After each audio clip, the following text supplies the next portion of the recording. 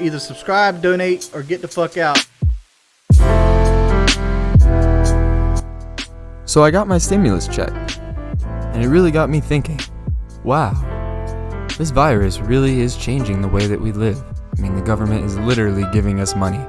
They claim we don't have to pay it back, but we all know that's not true. I've seen theories online that say the next generation is going to have to deal with it, and if that's the case, I guess I'm okay with that. It just means my daughter's already got some issues growing up. But I'm not here to talk about the stimulus check. Today I want to talk about Donny Boy versus Harvard.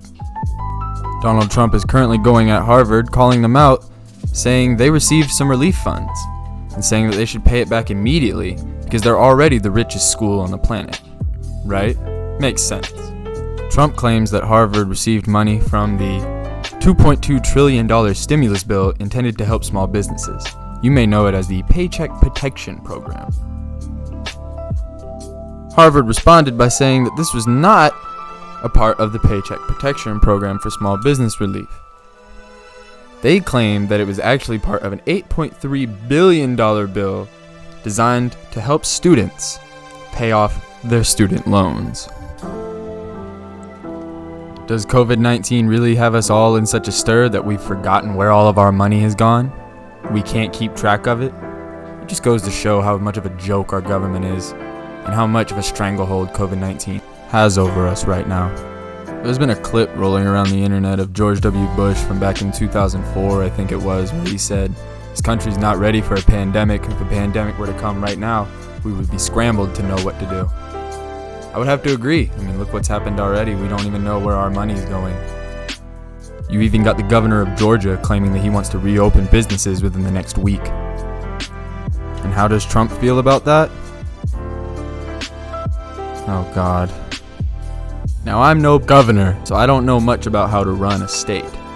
But when the health officials are advising against reopening your businesses in a week, and these aren't just any health officials, these are World Health Organization officials, the real deal people that know what they're talking about, you're just gonna ignore them.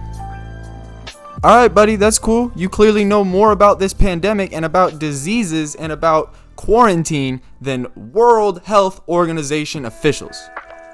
Alright buddy. By the way, his name is Mr. Brian Kemp, and I just want to point out he was elected last year. Now, of course, there are some people in the general public that also agree with him. In fact, you've got people protesting the social distancing and the stay-at-home orders. People are outraged that they are being told to stay at home and that they cannot go to their favorite restaurants, their favorite bars, to the movies. I can understand wanting to open the barber shops, but I just don't see that being practical. You're just too close to people, and it puts the people cutting hair at risk. Y'all need to go and get a hobby, like I did, making YouTube videos. Subscribe, by the way. And I'm gonna be honest, I don't know how I feel about this, because I guess I can understand the whole cabin fever thing and the whole panic mentality. But at the same time, it's a big problem. It's a global pandemic. We can't really ignore it and just go on with our daily lives like it's not a big deal. People are dying from this. Sure, people are also recovering, but people are also dying. And that is a problem. I don't care who you are, where you're from. People dying on a massive scale is a problem. You can't deny that.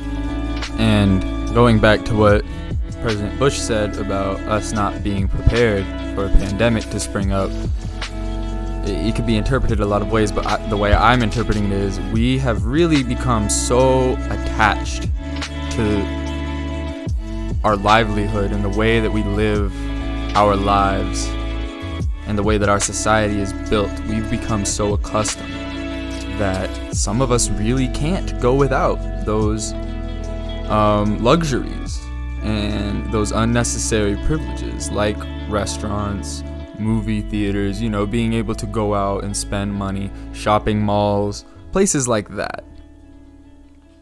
You know, there's people in like Madagascar and like those really small islands out in like the oceans and shit that like don't even have technology. They know nothing about the outside world. They don't even know that we exist, man. They think that their little tiny island is like the world and that's it. And they live fine. And yet, they say that if we were to go over there and just like talk to them and touch them or whatever, or be around them, that they would catch like what's a really minor disease? Salmonella or something really minor that doesn't normally like kill people. They would catch like that and it would wipe out their entire species or their entire tribe because they haven't been around stuff. Like, they don't know about that stuff. They don't know that diseases exist and they don't have the technology to combat it. But my point is, if they can live their life, their tribal life, free of technology and all those luxuries that we have, and be completely fine without the disease, then what is hindering us, a more developed and advanced society, from quarantining for a few more months, if not a year? Because again, this virus is serious. Sure, it may not affect someone like me. I'm a lot younger. I don't have any pre-existing health conditions. I may get it and I may not even know it. But someone like my mother who has asthma and respiratory issues already, you know, this virus would tear her apart. So people like that, you definitely want to quarantine. Now, I saw this video on Instagram from the Inside Drop that shows somebody asking this girl what you could buy with your body count. And she answers a McChicken. The answer is irrelevant because after she answers, she says that she has coronavirus and explains that that is why her voice sounds all raspy like it does. What could you buy with your body count? A McChicken because it's $1. That's all I can get with it. What happened to your voice? 2 McChickens. 2 McChickens. Maybe 3. Okay, you keep going up. I have the coronavirus, that's why I don't have a voice. So clean the mic after this or you will get it. Did you see the look on my man's face? No, but in all seriousness, if that's the only issue that girl is having, then I think she's fine. I'd definitely take her advice and clean off that mic though.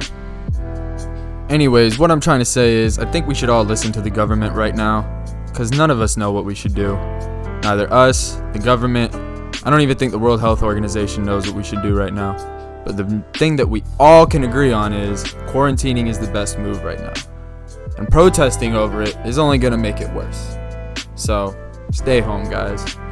And with that, I think I'm going to go ahead and RPG myself out of here.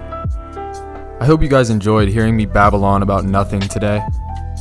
If you did, I would very much appreciate a like, and as always, subscribe if you want to see more, because more definitely is coming. I've got a lot of Modern Warfare content coming up, because I definitely enjoy playing the game. In fact, I'm going to be doing a review on it very soon, so be on the lookout for that. And yeah, guys, that's all I've got. So, want all of y'all to stay healthy, stay safe, peace out. See y'all next time.